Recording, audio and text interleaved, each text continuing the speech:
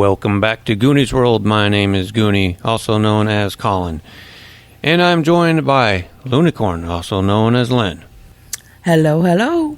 And Johnny Farrow, also known as Sean. Hey, hey, hey. And petting his cat like a supervillain is Meanie, also known as Ryan. Very true. She wanted to get up here, and so she's geriatric at this point, so I just had to kind of pick her up and put her on the couch, and now she's just chilling, and hopefully she'll go to sleep. It does give you like Blofeld vibes, though. Some Dr. Evil vibes. Yeah, stroking. Yeah, I did mean to say Bond villain instead of super villain, but you get the idea. Same thing.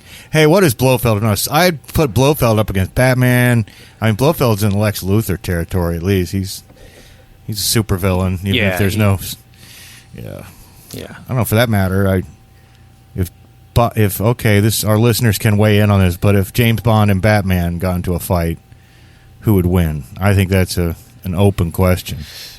It's got to be like gadgets versus gadgets. Right. It depends on what Q's given Bond. That's right. And That's right. what Batman has in his utility belt. We did have a question in Discord, and I don't know if this is an appropriate time to take a second and address it. Let's do it. No, I think it's always an appropriate time for our listeners to reach out to us in our Discord. By all means, we want to talk about it. So, Theofan asks, 2 quick questions. Just finished a full run of the Knave game. Did Jubal get his head back in an actual off-mic game session? And if so, was it a good story? And did the heroes lose all that cash they had? Just curious. I really enjoyed the run. And my response was something like, I kind of thought that Jubal's... Because he had a cat head, right? Yeah. And I thought that it wore off at some point, but... I honestly couldn't really remember. I think the answer is, I got better. Yeah, I think we just hand-waved it like, oh, you don't have a cat head anymore. But there was no specific off-session game to regain his halfling head. No. And we don't typically just... we do import characters from off-mic games into the podcast and use them occasionally, and we'll conversely take podcast characters into, off-mic games, but we don't really run this with, the same storylines. So No, we keep our off-mic and on-mic pretty separate, although, like you said, especially in Jupiter Springs, there's some crossover. Like, all our Jupiter Springs games we do on mic are considered to be canonical, but we also have a vast off-mic stuff with Jupiter Springs I wish you could hear. Yeah. And, in our Knave games, we're set in a campaign world we played for a couple years way before the podcast, and that's where Jubal Tricks originated, I believe. Yes. Yeah. And a whole storyline, and, that went on for like 3 years or something, so... Yeah. He had a whole nother life before Goonies World. Yeah, well, thank you for the question, and keep asking. We'll keep answering. But tonight, we'll go ahead and move on with our 4th installment of our Top Men game. Who? Top Men. And we're using a very light fudge. It's a low-calorie fudge system that we're playing. And in our adventure so far... in the 1950s, this shadowy organization of top men, who our players are trying to find the lost tomb of Alexander the Great before the Soviets do. And following clues they found in Istanbul, a group passed by train behind the Iron Curtain to retrieve Alexander's breastplate from a castle in Germany, in East Germany. And thwarting their old nemesis Jan Donville, the rogue Belgian archaeologist who's working with the Soviets, the top men obtained the breastplate and escaped in a stolen helicopter and landed at a U.S. airbase in West Germany. And that's where we began. You've just, been not forced down, but guided down. And I'm sure you've flown cooperatively. You'd have no reason not to. But you can imagine their suspicion. And you're confronted immediately by a squad of soldiers and an officer, a captain. It's Captain Mann. You can see M-A-N-N. See on his... do they have little name tags? This guy does, anyway. And there's also a man in civilian clothes with them. He's wearing like a short sleeve white shirt and pencil protector, or like pocket protector and tie and sunglasses. And then, of course, there's a soldier. You've got a lot of explaining to do, says Captain Man. But first, keep your hands away from your sides and submit to a weapons and document search. And Certainly. Okay. This is going to be kind of funny when they get to Mr. Smith. Well, and Mr. Smith indeed will put his hands up and preemptively say, well, you can search me all you want. You probably won't find everything, but you're welcome to try. Sounds like a challenge, says Captain Man. Get extra deep, boy. Use all the fingers. He says this. Going in deep. So, go in deep, boys. Go in deep, boys.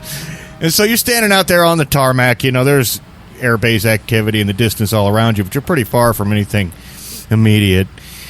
And some big, some crates and fuel tanks and that sort of thing. And then you can see the airbase in the background. And, Stu Grant is visibly wounded. His head's all swollen up and bandaged. I might not be able to answer any questions until I get patched up, boys. Well, we'll see about that. And so if you don't resist, the check, they come and they get your weapons, and they're particularly interested in everything they have on you. And at one point, Captain Man looks over at the guy in the plain clothes, the civilian, and civilian just shakes his head, shrugs, as if I don't know anything about it. So they get Stu and Agent 13 de-armed pretty quickly. About 15 minutes later, they've got all of Mr. Smith's weapons out. It's kind of like in Mad Max Beyond Thunderdome. When he goes in, he has to relinquish his weapons. He spends about 12 minutes pulling out different. So they give you a good pat down. And I'm going to say, because it's so much in the idiom of your character, that there's one. You've still got one very small, weapon of your choice still hidden on your body somewhere. Not that it's going to matter unless you want to fight these guys, but I think we can always count on Mr. Smith to have at least a tiny ass weapon hidden somewhere in his body. I don't know if we want to know where. Well, I think it's certainly goes without saying that Mr. Smith has a tiny ass weapon. Yes, it does. That's why he needs all the guns. Not the first of your characters to have that problem. Beach Patrol nights, if anyone would like to go back and hear that. Anyway, so before we get into this whole business of medical care, could you not look like you're going to drop dead on the spot, says Captain Man. Suppose you tell me why you're flying a Soviet helicopter out of East German airspace. Well, it's a funny story. Oh, good. I love comedy. You see, I guess you're a regular Don Rickles. Let's go. We were forced to take that helicopter. Only means of transport out of there. We found ourselves in a sticky situation now. I'm a podiatrist, right? So I was hired. Me and my associates. We got a cobbler and my wife, and we were hired to. There's a construction crew out there, and in Germany, and they got. They were working on this castle, and their feet were just terrible. Though, I don't know what they were doing working. And their feet were so sore. So they hired us. We came out there. And we were just, taking measurements, and, I was checking out all the blisters they had and everything, but things turned south, and, they just were very disagreeable people, so we had to... I'm sure they were. We had to get out of there real quick, and... So that's why we took the helicopter. Luckily, my associate knew how to fly one. Yeah, I mean, I generally go by Mr. Smith, but I'm technically a doctor. You may have heard of me, Dr. Scholl. And I craft orthopedic shoes, and I was going to make some for these workers at the castle. But unfortunately, they got really upset at us, and we had to run away and take the Sikorsky. Is that right? So, and little lady, you would be the wife of this gentleman here. Is That's that correct? Now, where'd you meet on your first date? Quick. Los Angeles. Where in Los Angeles? Know LA really well myself. Huntington Beach. Huntington Beach, I don't know if that's really in Los Angeles. I think that's a separate, maybe a suburb. I don't know. Oh, she's getting a little confused, but yeah, Huntington Beach. I got Beautiful hit place. on the head Okay. during the escape. I have a couple of wounds myself, so... I see. I checked out her feet, So, and it was a funny story. She was saying, "It's my head," and I was like, "But I have a thing for feet, you know." And so I just was I see. just loving her feet, and I won't get too graphic, but Please don't get too graphic. Now, Mr. Dr. Smith, is it customary for doctor to podiatrist to be so heavily armed? Can you explain that much? Yeah, well, you see, I'm in fact not just a shoemaker. I'm also a top man. Top man, I already told you, no more sexual stuff, all right? Now listen. So, now, Mrs. Cobbler there, I just wondered she's in not. your She's role my as a- wife. I'm a podiatrist, not a cobbler. Okay. So you will make Okay, I'm getting my foot specialist I'm mixed referred up. Mrs. her as- Doctor. or Mrs. Podiatrist. Mrs. Doctor. All right, Mrs. Podiatrist, tell me this. Commonly in your travels, I just find it odd that a all-American housewife such as yourself would have in her items here this first aid kit, Swiss Army knife, a mirror, whatever this high-tech clunky laser pointer is. You got these small, powerful magnets in here, some duct tape. Let's see, and what's this? Oh, yes, this looks like a neck stabby knife. Is these common in the trade of podiatry, I might ask? In spousal podiatry, perhaps? Well, I mean, we like to do some experimentation with, my husband does have a bit of a foot fetish, and sometimes he likes Oh, my to duct God. tape my feet together. Oh, angels and ministers of grace protect us. Yeah, Lord. and the magnets, I don't think you want me to go into detail about how we use the magnets. And this is all very embarrassing and very private stuff. I just think, what is the meaning of all this grilling? We're just people trying to make their living, and we're in a bad area. We had to take precautions, and now you're getting a third degree here, and you'd think we are back. You'd think we were still in the Third Reich or something. Oh, well, now you just hit me on a soft spot there, mister. You just got me on a soft spot right there. I tell you why we're concerned.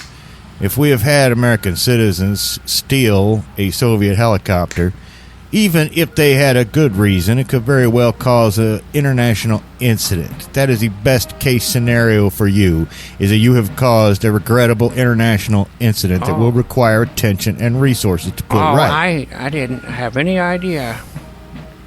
If you didn't think stealing a helicopter to escape angry podiatry patients would be something that was frowned upon. And in our situation, it was we had to think quickly and get out of there. And as far as it being a Soviet helicopter, that's the part that slipped my mind. I wasn't thinking about who's the maker of helicopters, and who's going to be caring about which country the helicopter originated from. But I'm just a podiatrist. I don't know anything about political matters at all. I very much doubt that you are just a podiatrist, sir. And I've never seen a cobbler so well armed who happens to be trained in the art of helicopter piloting. And just what the hell is this? And the plainclothes guy, the guy who was wearing civilian clothes who hadn't spoken, meanwhile been rummaging around through your stuff as they're doing, and he pulls out Alexander's breastplate.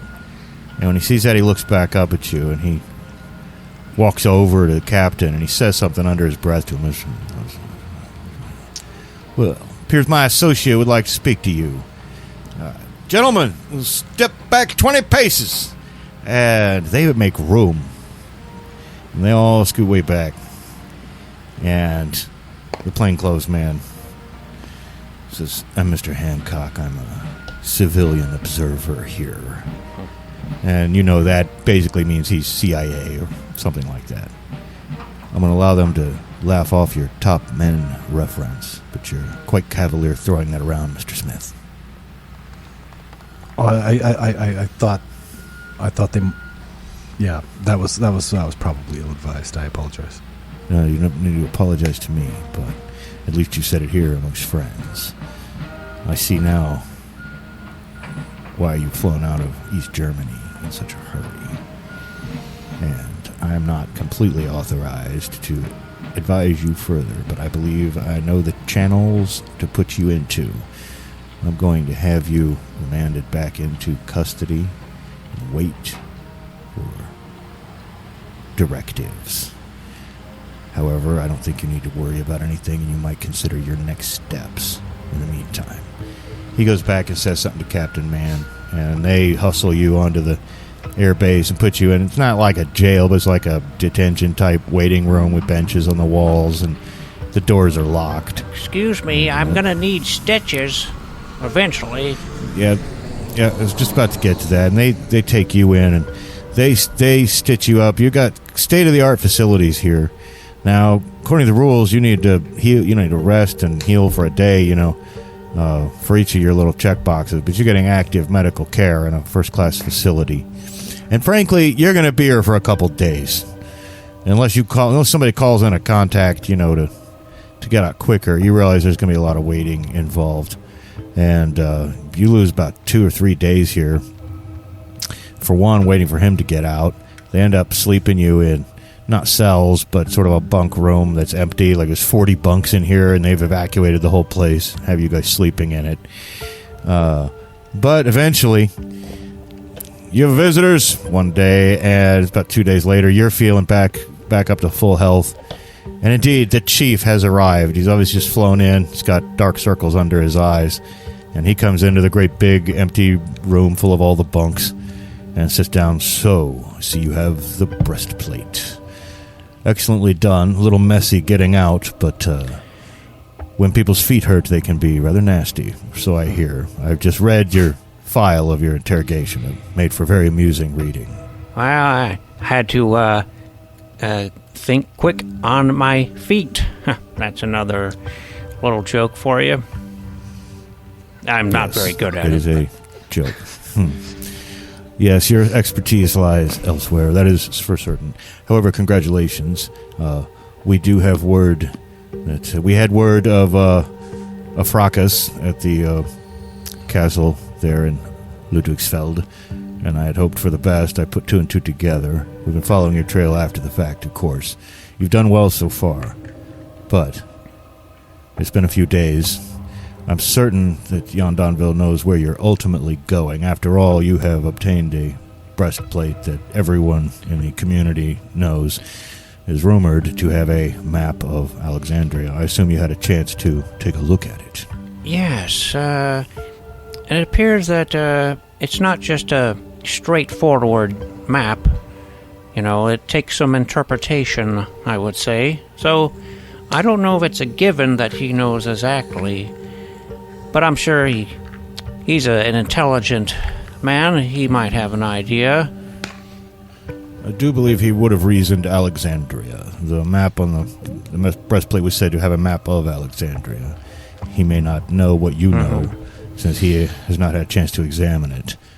So, however, we have lost a few days getting you healed up, and of course, without opening more doors and making more phone calls than we cared to open, we couldn't get here any sooner.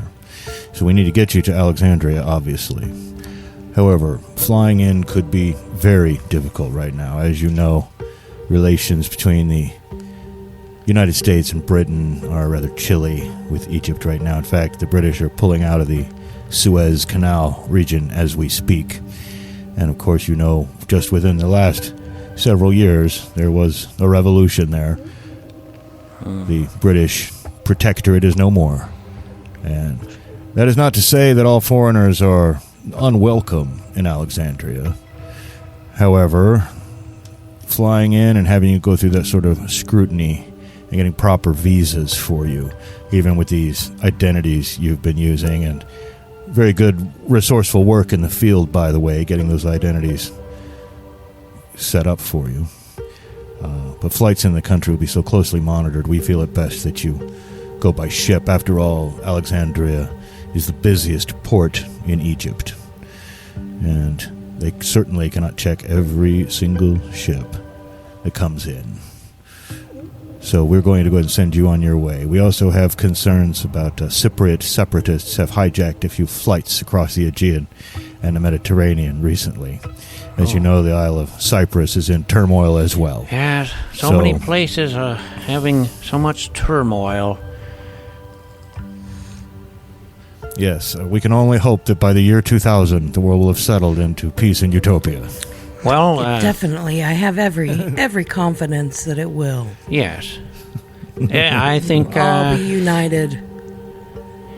If we can help in that area, we will. All right. Well, you say the map will require some interpretation, or that it is somewhat more representational than realistic. I hope one of you has a contact in Alexandria who can help more with that, a scholar of some sort. I know you're all very resourceful people and you have friends in many places. I would just advise you that once in Alexandria, keep your heads down. I would recommend a headscarf for all of you, perhaps, just to keep your complexions from a distance slightly more subtle. Yes. I also recommend a better cover story than podiatry. Oh. Perhaps we could arrange some papers give you press credentials or some such thing, but I wouldn't advertise your presence, just to avoid any conflict with any unruly crowds. However, we can set you up on a Greek vessel steamer. We'll go ahead and we'll fly you into Athens tonight, and we'll put you on a Greek vessel. It's a steamer. We'll carry some passengers. It's called the Golden Empress. At least in English it is. We'll put you upon the Golden Empress and get you on your way to Alexandria. Do you have any requisitions of equipment or anything else that we can go over now while we are still here? This could be your last contact with me before the end of your mission. Well,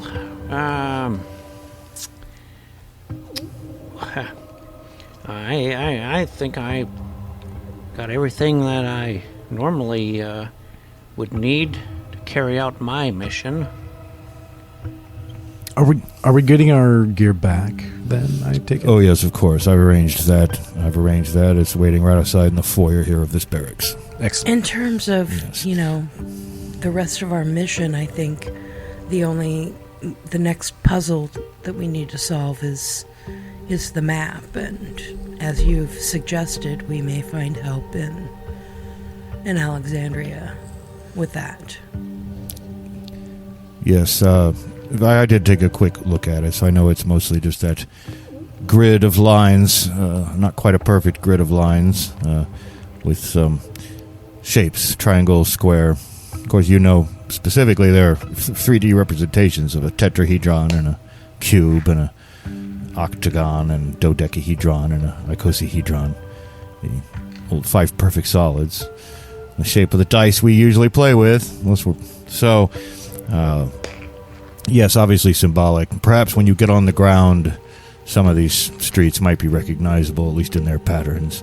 Although, as you know, Alexandria has been through many ups and downs over the years. Yeah, some of it might be underwater, unfortunately. Hopefully that's not the place where the tomb is located, but we'll know more once we have boots on the ground and are able to get a good view of the city. Very well. Then I recommend that you be off. And so, just like that, as quick as you came in, your brief rest here at the airbase is over. And luckily, you've been spirited out of here, and you fly off on a surprisingly quick jaunt to Athens, where you board the Golden Empress, and you've there's quite a few Greeks and Italians and even some Americans here. This is mostly carrying a bunch of tourists. It's a Greek ship. It's mostly for passengers, but you can see they've loaded on cargo as well. And by midday, you are out onto what the ancient Greeks called the wine dark sea. Like the ancient Greek heroes of old now, you are sailing the Mediterranean. Well, to be more precise, steaming on the Mediterranean. And there's, of course, a cocktail lounge here on the ship. It's not huge, but it provides a nice view. And the rest of the afternoon, it's just gorgeous. There are countless small islands scattered throughout the Mediterranean, as you know. And in mythology, in the myths that Alexander the Great himself would have grown up reading, and of which he was so fond, he really he liked to think of himself as another Achilles. And maybe he even was the son of a goddess, he believed. Who knows? You know that Jan Donville certainly believes that something about Alexander's tomb would convey the secret of how a person could become a god. But I don't know that you're as fanatical about that idea as he is. Nevertheless, it is a gorgeous afternoon, and you meet quite a few people on the ship who have small talk. I assume you go ahead and stick with your podiatrist story, but you do have some National Geographic press credentials that have been assigned to you just in case, police mess with you in Egypt. That would give you a better reason for being there than, they don't want to take work away from their regular cobblers, but being a proud new republic, they welcome any positive press attention they can get from the outside world, of course. Anyway, it is a wonderful afternoon. You have a few drinks, you get a nap, you enjoy the scenery, and night falls, and eventually you can go back to your cots in your rooms, your little staterooms. They're not very big, obviously, but each of you has the room right there on the side next to each other. There's just about enough room for a wash basin and a little chest for clothes and the cot that you sleep on. Each has a little round porthole, But one by one, you start to drift off. 13, in the middle of the night, though, your senses are finally honed. And you hear something wakes you up, small sound. There's a bump. You immediately reach for your .357 Magnum or your stabby knife. But there's no one in the room with you. But then again, you hear a very subtle thump on the outside of the ship.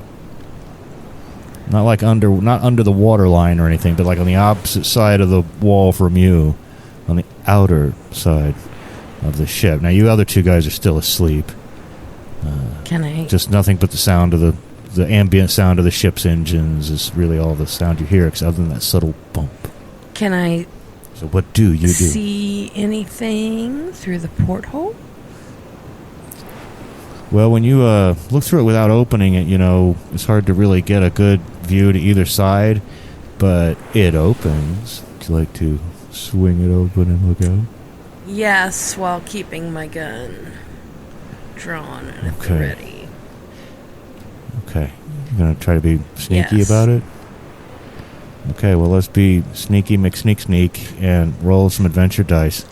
I happen to think this would require great adventurous sneakage to open this without anyone knowing, if there's anyone to notice. Good. But you don't look happy. Good. Good.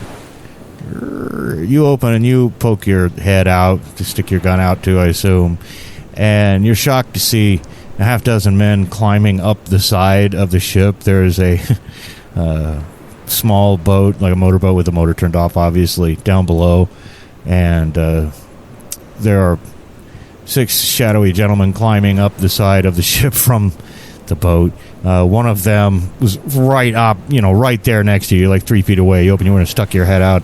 You look at him. He looks at you, and he reaches over to try to smack the gun out of your hand, and you can make a defense roll to stop that from happening. He has a good result. If you want to hold on to that gun. 4 pluses. Oh, my goodness. So you hold on to the gun. What do you do? I'm going to shoot his ass. All right, here we go. Gunfire will alert people, but hey, this seems like a situation where maybe people do need to be alerted. I would say. You don't. Yeah. Now you don't know if these guys are here because of you or whether these are like Cypriot separatists, like the ones who have been hijacking planes, or whether it's some kind of piracy or what. But it's obviously a problem. So yeah, you fire at the guy. He's not going to be able to dodge very well, hanging as he is on the side, and even if he could, he has a terrible defense result. And I got a good combat. Okay, well, you do 3 marks of damage to him. He tries to hold on to his little line, but he doesn't. He cries out, falls towards the water. There's a splash, and when that gunshot goes off, by the way, both of you wake up, as well as half the people on that side of the ship. There's enough ambient noise from the engines that maybe the entire ship doesn't wake up because of that one gunshot.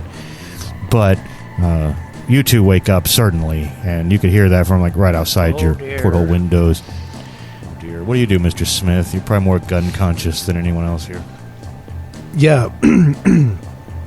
Well, he can't really tell exactly where it's coming from, I'm guessing. I think he probably heard it. You could probably tell it kind of came through the sound of the wall from the outside. I don't know if it immediately occurred to you that people would be climbing up the ship, but it didn't sound terribly far away, no. To be honest, I really don't think that the first thing he would think would be that there would be people climbing up outside. So, I think he would grab the closest gun, which would be close, I'm sure, in his hand, burst already? out into the. The gun's in his hand already. Yeah. You burst out into the hallway. Yeah, I'm picturing you in. I'm picturing you in boxers with the gun. Is that good? Is that that's a good image? Fine. I was imagining more like actually full on pajamas, but boxers is fine. I love the. What if they're funny, pajamas with little baseball gloves on them and with the long on the sleeping cap. Okay. Well, no, I do want to know what everyone's sleeping clothes are. So we got some pajamas, some classic Dick Van Dyke pajamas, like he'd go to sleep in his separate twin bed type jammies with the little. And I like the little cap. What are you sleeping in?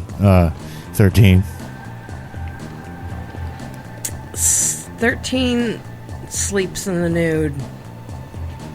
Okay, so you're nude. Yes, but I'm not out of my cabin yet. Okay, well, great. They just knocked us up into a PG-13 at least. Let's be careful with the camera placement there. And so, how about what do you sleep in, Stu Grant? I think he probably has a bathrobe, like a really fancy one. Sure. Got his initials on it. Yeah, monogram. Of course. Got a pipe pocket. Yeah, what's the dude, the Playboy founder? Hugh Hefner. Yeah, I kind of picture him. Yeah. For some reason, what popped into my head was this dark black silk bathrobe with big black Cavendish monogrammed on it.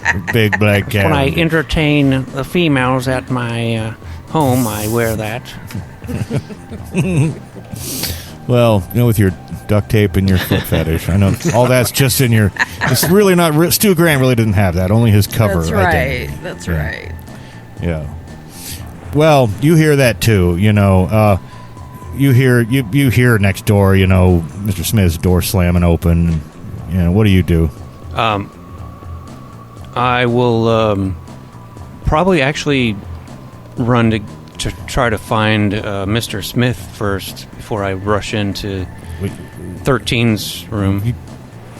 Yeah, you guys rush. You rush out in the hallway, and you see Mr. Smith there in his pajamas, and you guys rush over and, I assume, start working the door of Mrs. 13's room. Probably locked, but anyway, you just shot the guy. He's fallen off.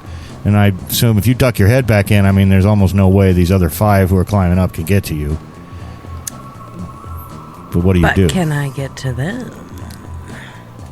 Not if you duck back inside. If you want to make yourself be able to be visible enough to see them, they could shoot you back. Right. But that's okay. Yeah, it seems like waiting and notifying people and all that, it's going to take too long. They're all going to be on board by the time I could get to, like, the captain to let him know what's happening and all that. You think you can pick off a few before they can all get up to the top at least? So yeah, that's what I'm going to do. I'm gonna start picking those suckers off. Okay, especially because I'm penalizing their defense roll because I feel like it's hard to dodge when you're hanging onto a cable, climbing up the side of a ship. But the one that you fire at also has a good result, which is not terrible for him. And as you fire, he tries to swing a little bit, but I get a great result. Okay, well, that hurts him a little bit. Not enough that he's going to have to roll to see if he falls, but he's like, ugh! Bangs against the side. Meanwhile, you guys are at her door, but I imagine she goes to sleep with it locked. These doors are not that substantial, so you guys could kick it in or something if you wanted to get in there with her, but you can hear her in there shooting again. You're both outside her door. What do you guys do? Yeah, I think Mr. Smith should kick in the door. Let's see. Combat is great. We'll roll a great. Superb is the. Yep. So, door crumbles in. You guys see Agent 13 there in the nude shooting out the little porthole window. Oh, cover your eyes. And just then sound of a submachine gun rips out. And some bullets trace a line up the side next to the hole. And I tell you here, I have a superb result for this fellow. I need a defense roll from you. Come on, babies. And I also got a superb. That was a combat roll, right? Okay. Yeah, you duck out of the way just in the nick of time, and you can spray the bullets across, and then the rest of them climb. 4 of them climb as fast as they can. Anything you think you can do from in here, Mr. Smith? Well, so he's going to very quickly do some mental math and try to ascertain, based on the bullet holes that were coming in, kind of where approximately they were coming from. Yeah, totally. Which I don't think he would be necessarily very accurate at, but then he would shoot in the general vicinity of where he thought they were coming from. Okay, all right. You kind of spray and pray to a degree, an educated spray and pray and spray. And I think without seeing, and I think just do it like at a -1. Don't take the +1 for the pistol, in other words. They only have a fair result. Well, that's not as good as the good that I got. So. I've been forgetting to add the +1 to combat roll. As have I. Oh, yeah. Oh, yeah. Glad you Let's said not forget your roll. Yeah. Except not your defense rolls right now, since you're in your jammies and not your jumpsuits. But, yeah, let's remember to add our +1. I've definitely been giving them theirs. But you hear another cry. Oh! And that one, that's not enough to make him fall, or roll to see if he falls. And I guess you could try the same thing there, Stu Grant, or you could poke your head out the window, and of course she's kind of in the way. So Yeah. I mean, sometimes there's not always a real obvious thing to do. I might run back into my room and open up the porthole. That's a great idea. Yeah, and see if I can see them from there and shoot at them. Yeah. You run down and you push it open. You see that there are 3 that are almost up over the rail. And then there's one of them who's just been shot, and he's kind of dangling there a little bit. And there's another one who's wounded who had fired. And he's got a small submachine gun out. He must have been the one that fired it at the porthole. What do? You got 2 wounded guys hanging, and the 3 who are just about to slip up over the railing up above you. Yeah, I will try to shoot one that's climbing up over the railing. All right. So you reach out, aim up, and there are 3 asses up there to fire at. All right. Blam, blam. Oh, I only got a mediocre result. Well, that's all right, because I got a 1 sub-terrible result. So that's 4 boxes off him. And that's going to be enough to make him, he's just about to swing himself up and over. But no, he's shot. Oh, my ass, my ass. He doesn't say that. Oh, but he falls off into the water screaming. 2 of them leap up over the top. And you can hear some screams from up above and some fire and somebody yelling in Greek about a free Cyprus. I was just going to ask, what if they were wearing anything to indicate who they were, but I guess now we know that they're Separatists. Yeah, now you know. There's one up there making sure everybody knows, and he's screaming about a free Cyprus. The 2 who have made it up to the top, and then there's just the 2 who are still hanging there, and and one of them. Yeah, I just keep forgetting to add my +1, on that shot that I just did. Okay. Well, that's good. We'll go ahead and mark one off that guy, although I think he's effectively out of the picture for now. He's floating around in the water. He needs to get back to his boat before the sharks get him. His little boat that just got down there. The one that had not the guy with the SMG, but the other one that Mr. Smith fired at, he's going to aim. He's got to have a -2 to this because I think it'd be really hard to do. But he reaches into his pocket, pulls a pin out of a grenade with his teeth, and tries to lob it up into the porthole. But again, I think that should be a -2, certainly. And if he fails, you don't have to make a defense roll if he just bounces off. Which, oh my god. It's like 3 minuses, so that's a terrible result for him. If it had been sub-terrible, I was going to make it fall back down on him and explode. But instead, it just bounces off the side, falls into the water, and there's a muffled pop from below.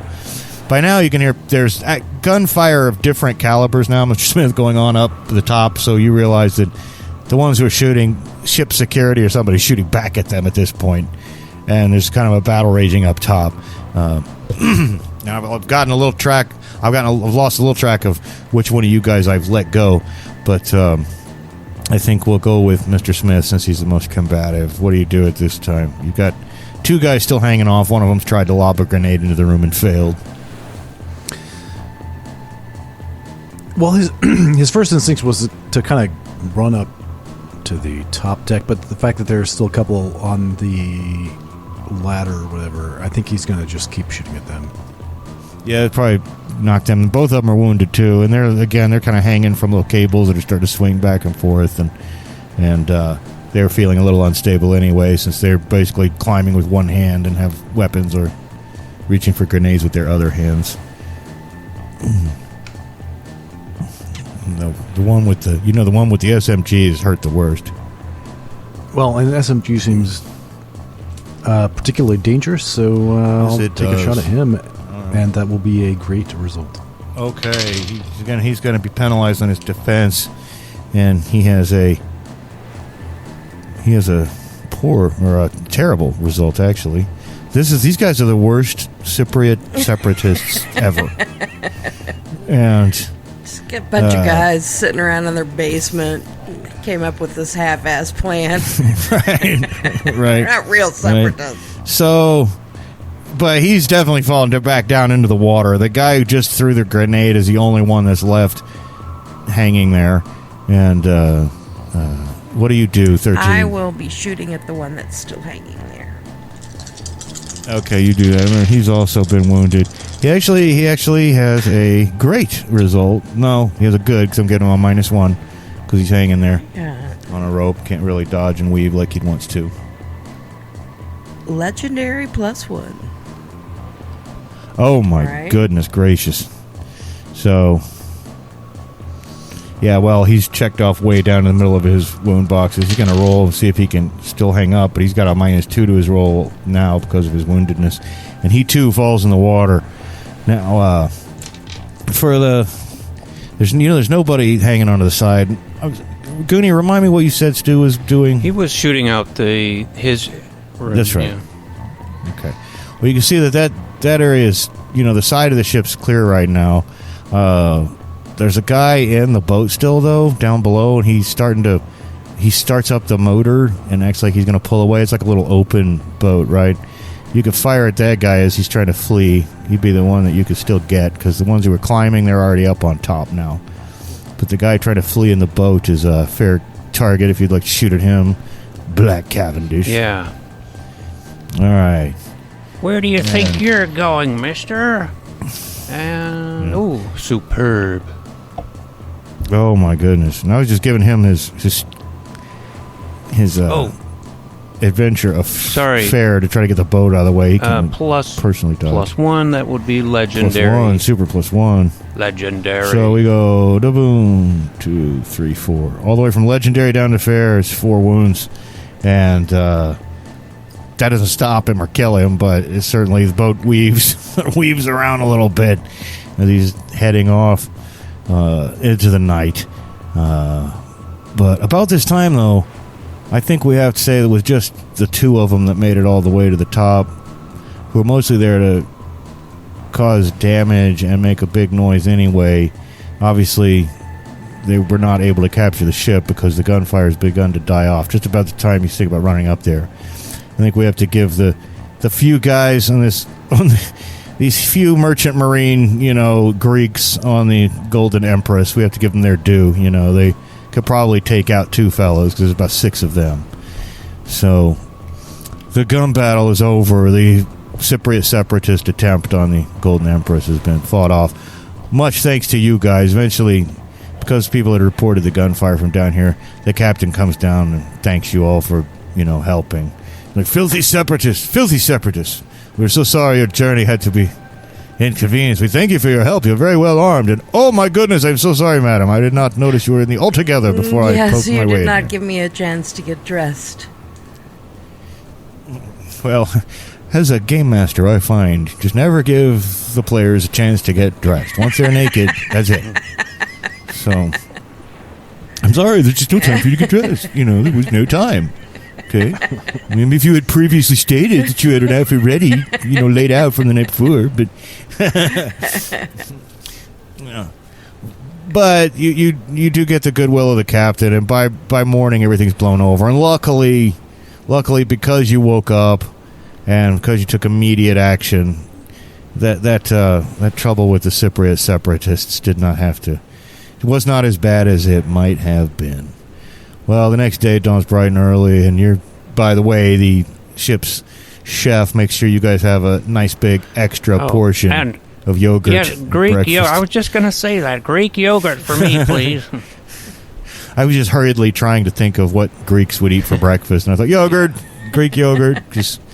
I just bought some at Aldi, so yeah. Got good probiotics in it. That's right, lots of protein. And you've got it. That's right. I have it every day for breakfast. And anyway, though, the rest of the day passes without incident in the beautiful Aegean, and towards evening, you see on the southern horizon the greenish tan strip of land that you know to be Egypt. Ancient Egypt, land of the pharaohs, land of mystery. Now, Alexandria was founded by Alexander the Great himself, who founded about 37 cities named Alexandria, by the way, everywhere he went, and he just call it every town Alexandria. But he had a special feeling for Egypt, as you know from your researches. When he came to Egypt, he really didn't have to do too much quote-unquote conquering, because the very savvy high priest of Zeus Ammon, Zeus and Ammon kind of being conflated. The Greeks were really good about when they'd get to another, oh, you have a sky god? Yeah, that's Zeus. Yeah, okay, yeah, Zeus Ammon. Yeah, sure. They were comfortable with a few cosmetic differences. But that priest confirmed that he was the son of God, son of Zeus. And you can almost see the ancient ghosts of the city of Alexandria and outlines in your mind of where you know the great library of Alexandria probably was, and you can almost see the ghost of the lighthouse and the tumbled ruins where it once stood. But there's a lot of industry happening. There's a huge industrialization program, and the docks are immense. There are thousands of ships here from all over the world. And it's many, many hours before you're through all the customs and you're finally into Alexandria itself, which, like Constantinople or Istanbul, is a mixture of ancient and modern. But as you know from your history, Alexandria, despite thriving in the ancient times and being one of the great cities of the world, probably the most populous city in the Mediterranean, certainly, it far outstripped Rome in culture and sophistication.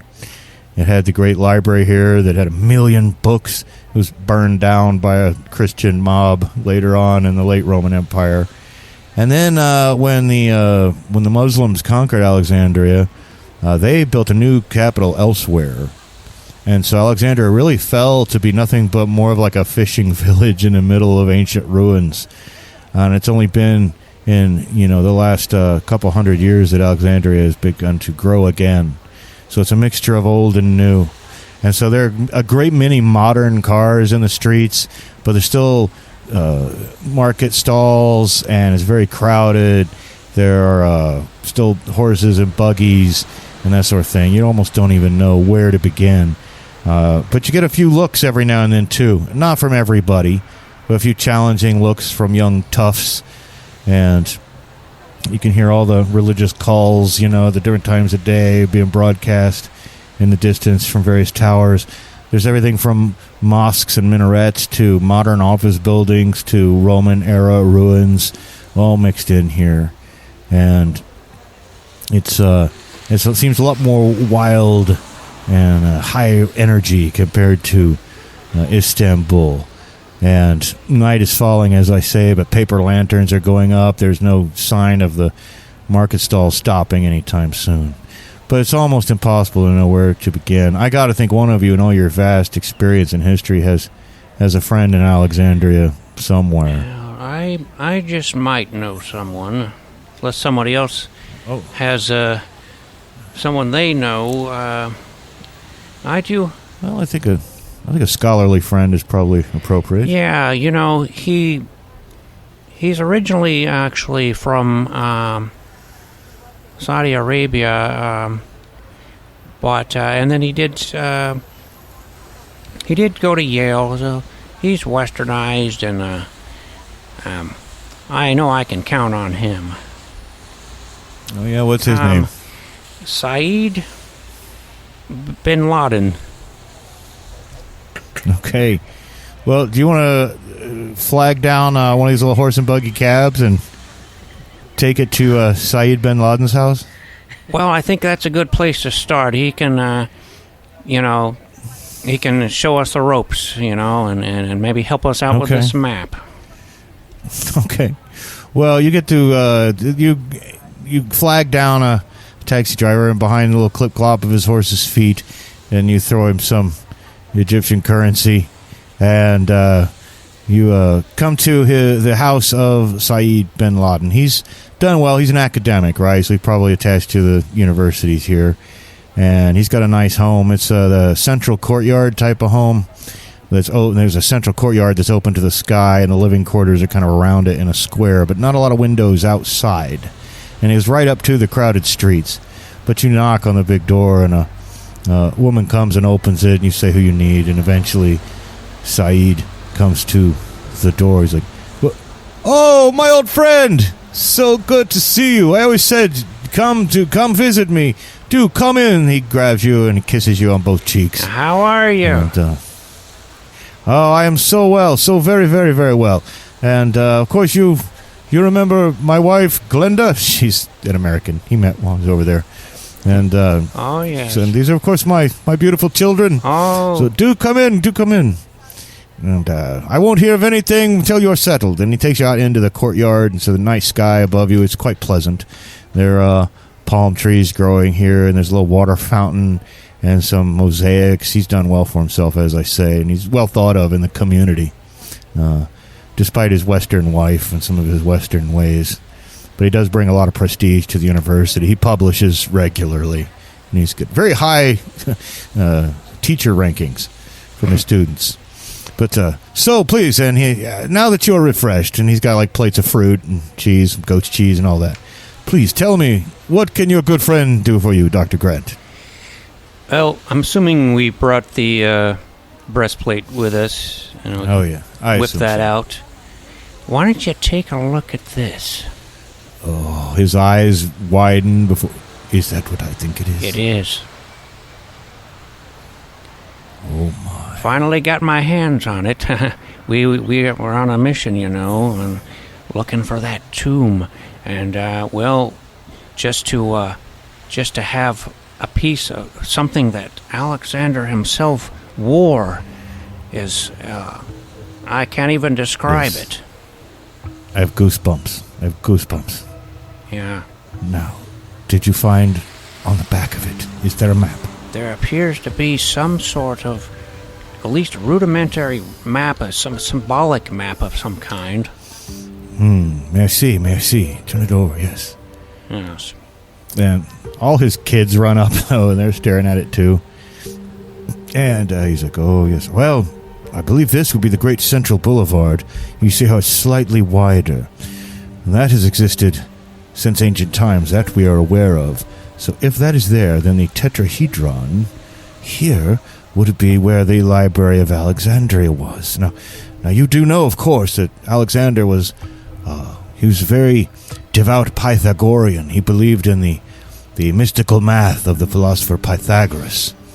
Now you see, each of these perfect solids are very interesting because, oh yes, and I can see here that the cube would be associated with where the hippodrome would have been. So I believe these are where he was laying out where he wanted various things to go in the town. Just to think that Alexander himself perhaps scratched this in. Amazing. Anyway, these Pythagoreans believed that these perfect solids, and of course, the perfect solid, each one making a shape out of its, each face is its own shape. So I won't bother getting into the math of that now, why they're perfect solids. And why a decahedron, for example, or a D10 is not a perfect solid. We won't get into that. But they associated these perfect solids with the elements, the Pythagoreans did. Therefore, the tetrahedron, they associated with fire, for example. And the icosahedron, they associated with air. And the cube, they associated with earth. But the dodecahedron was different. Now, again, I won't get into the math that the Pythagoreans used. But when we contemplate the dodecahedron, we can deduce that the square root of 2 is irrational. Of course. Of course. Everybody knows Now, to that. them, but this did not fit in with their world of perfection. Mm-hmm. And therefore they suppressed the knowledge of the dodecahedron. And if the others were associated with rational elements, then the dodecahedron was associated with a mystical fifth element. And of course this would later go on to influence medieval alchemy in roundabout ways, as I know you're well aware, Dr. Grant. I'm merely speaking for your friend's sake, of course. Yes. So I believe that Alexander would have saved the dodecahedron on this map for something very, very important. And I cannot see that it correlates with anything we currently have. Obviously, the icosahedron would be the great lighthouse. Mm-hmm. But I hate to say that, according to this, if my theory is right, and if this great central boulevard matches this central scratch on this map, then the dodecahedron would be underwater today. I feared that. If you want to find out what was there, I think you might have some diving to do. Well, Yes, I suppose we will. I'll have to rent some scuba gear or something. Oh, I would not hear of it. I go scuba all the time. You can teach us. Oh, great. I will teach you. Yes, we will make a day of it. I'll have my wife pack a picnic lunch. Fantastic. Very well. In that case, let's get a good night's sleep, and we'll see you next week on Goonies World.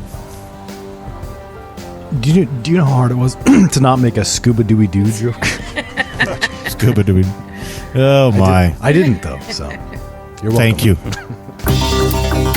Hey everybody, if you like our podcast, don't forget to leave us a good rating and or review on Apple Podcasts, Podchaser, Spotify, or wherever you're able. Subscribe to us on YouTube, follow us on Twitter at Goonies_world, and check out our website at GooniesWorldPodcast.com. Email us at GooniesWorldPodcast@gmail.com. Thank you for listening.